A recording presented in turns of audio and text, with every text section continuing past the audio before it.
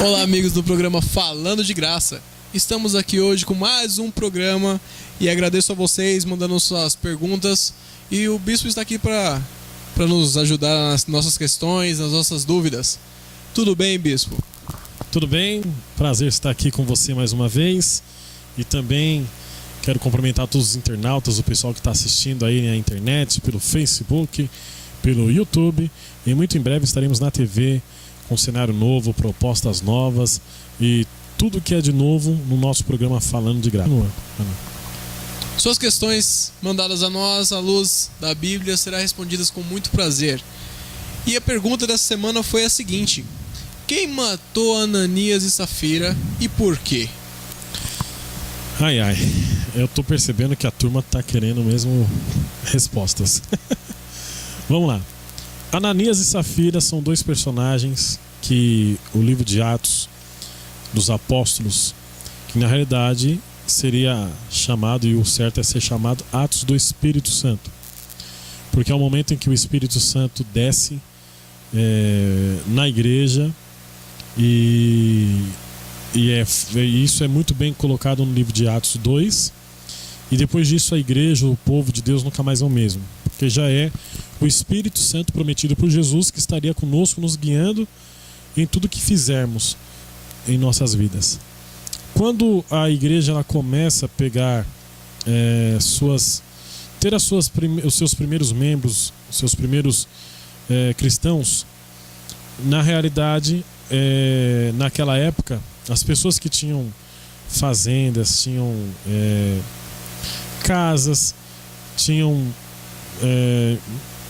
coisas de grande valia, tanto quanto objetos, e se esse pessoal fizesse parte do povo de Deus, do povo cristão, era comum deles pegarem inúmeras coisas que eles possuíam, vendiam, traziam o valor aos apóstolos, e os apóstolos distribuíam e faziam um trabalho muito social, um trabalho de que todos os que faziam parte daquela igreja não tinham nada que não seja em comum, ou seja, todo mundo tinha tudo em comum. Como Satanás, ele por várias vezes cirandou até mesmo a vida de Pedro, ele cirandou a Jesus, e ele sempre estará querendo influenciar pessoas no meio do povo de Deus, ele colocou no coração de Ananias e Safira algo desnecessário na vida deles. Porque também não era obrigado as pessoas vender o que tinham, as pessoas faziam isso de livre e espontânea vontade.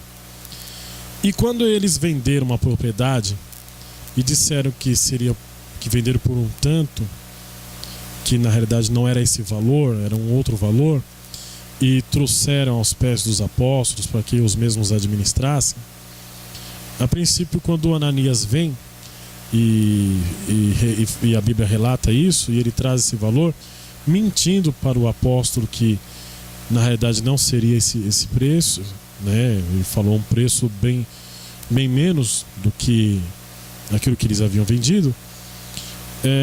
Pedro, com a autoridade dada por Deus, ele tem uma revelação do Espírito Santo, e essa revelação choca na realidade a vida de Ananias, ao ponto dele cair morto. Porque na realidade ele é admoestado, e Pedro ele fala que não havia nem necessidade. Se você for ler bem mesmo esse texto, você vai ver que na realidade ele não tinha necessidade de mentir.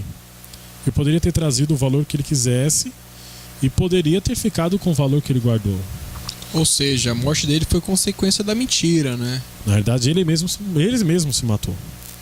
Como o Espírito Santo estava muito próximo da igreja, os apóstolos por sua vez estavam juntos, né? Alguns deles estavam juntos com esses irmãos, e Pedro é uma figura muito enfática, né? E é uma figura que nos mostra domínio sobre a igreja e perseverança junto com os mesmos. Quando Ananias ele fala essa mentira, ele é diagnosticado essa mentira, alguns até teólogos dizem que ele morreu por conta de um infarto, por conta daquela exposição, dele ter se sentido envergonhado, enfim. Como na igreja, e quando nós estamos falando da igreja, nós estamos falando da igreja a primeira, a primitiva, e uma das coisas que Jesus sempre nos deixou bem claro, o Evangelho nos deixa, é que a mentira não faz parte do reino de Deus.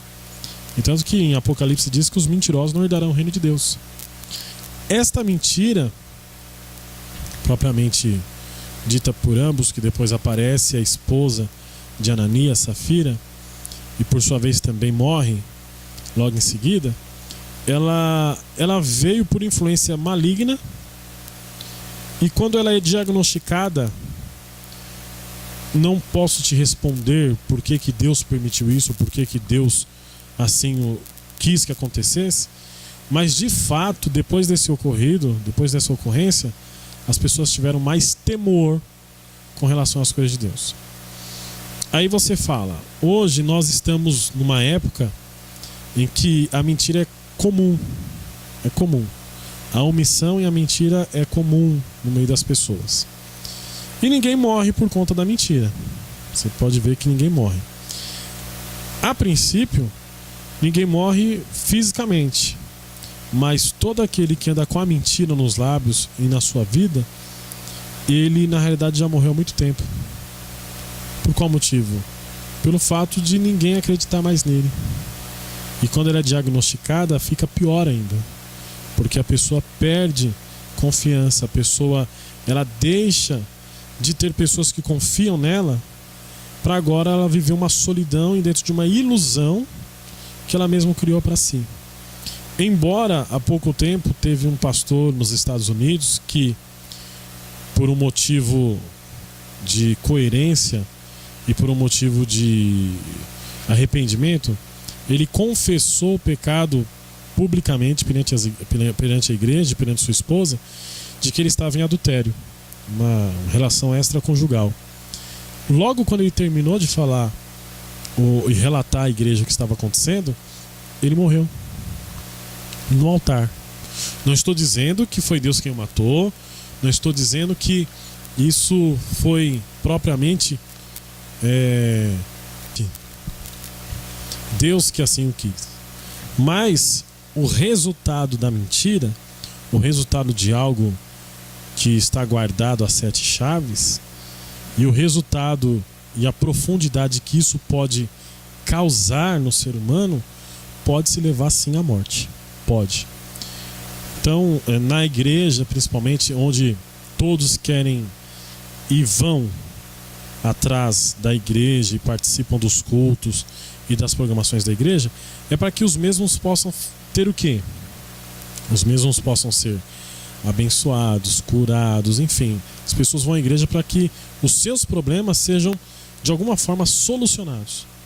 E a mentira, ela de alguma forma, ela interrompe as coisas que o Espírito Santo está fazendo. Não que ela tenha poder de interromper o Espírito Santo. Não, porque aqui você vê a mentira sendo derrotada pelo Espírito Santo. Mas na vida do mentiroso, as coisas que muitas vezes o Espírito Santo quer realizar, na realidade isso faz com que o Espírito Santo de alguma forma retroceda. Ele vem aí parar um momento de fazer coisas que ele poderia estar fazendo, porque na boca de um mentiroso não pode proceder a palavra de Deus, não tem como Deus operar, porque a mentira, o pai da mentira é o diabo, como Jesus disse, mas a verdade é que liberta, é a filha de Deus, né? Então, se de repente tem alguém que tem um vício de mentir, um vício de estar, necessitando de mentiras, a questão da autoafirmação, e autoafirmação é algo que muitas pessoas têm. A autoafirmação é a doença do século. A pessoa precisa se autoafirmar, ela precisa se autoafirmar para que ela venha se sentir capaz. E é muito diferente da autoestima. A autoestima é você ter motivos para você sorrir, viver, motivos para você caminhar nos seus projetos, motivos inúmeros para que você venha a ser aí uma pessoa de bem com a vida e de bem com os outros. A autoafirmação, ela é desnecessária. E nós encontramos muitas vezes a autoafirmação em pessoas que lideram, pessoas que necessitam que ela seja vista de um jeito ou de outro. Ela precisa afirmar que ela é chefe, que ela é líder, que ela é o que é e que ela está ali para fazer. Então, esse problema está junto, na maioria das vezes, associado à mentira. Porque a autoafirmação é vaidade, ou seja, é vazio. E a mentira, ela faz com que as pessoas venham, de alguma forma, transmitir uma imagem que, na realidade, elas não são. Então, na igreja, quando houve esse fato narrado no livro de Atos, eu acredito que não foi com a intenção de aterrorizar as pessoas, mas foi com a intenção das pessoas saberem que, se elas estão na igreja ou fazendo parte de um grupo que crê no evangelho, elas devem estar íntegras. Íntegras significa inteiras.